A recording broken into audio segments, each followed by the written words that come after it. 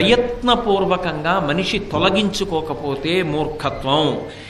ఎక్కడ ఉన్నాడో అక్కడ బరువు. ఇంట్లో ఉంటే ఇంట్లో వాళ్ళకి బరువు, వీధిలోకి వెడితే వీధిలో వాళ్ళకి బరువు, పెళ్ళికి వెడితే పెళ్లిలో బరువు. ఎందుకో తెలుసా? వాడు మూర్ఖుడురా బాబు, వాడిని పిలవకండి పెళ్ళి, నీకు వేషం శుభలేక అందలేదా అని అబద్ధం చెప్పేయండి అంటారు. వాడు ఆడపెళ్లి వారి వైపున పెడితే మగపెళ్లి వారితో దెబ్బలాడతాడు, మగపెళ్లి వారి వైపున పెడితే వాళ్ళు పొట్టుడియం వేస్తే గుమ్మడుడియం వేయలేదని దెబ్బలాడతాడు. దేనికి వెళ్ళినా మూర్ఖత్వమే.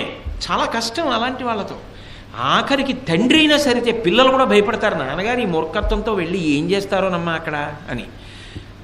అలా అనిపించుకోకూడదు జీవితంలో. ఆ మూర్ఖత్వం మంచిది కాదు. అవతల వారి యొక్క స్థితిని గమనించడం అన్నిటికన్నా గొప్ప గుణం.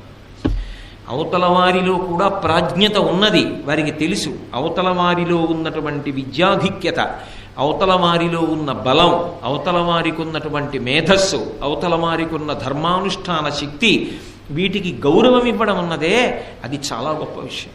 అలా గౌరవం ఇవ్వకుండా మూర్ఖత్వంతో ఢీకొనడం ఉందే అది అత్యంత ప్రమాదహేతు. ఆ మూర్ఖత్వం వచ్చేసిన వాడికి ఇక ప్రేమ కలిగిన వాడు వెంటపడి చెప్పనివ్వండి వినడం.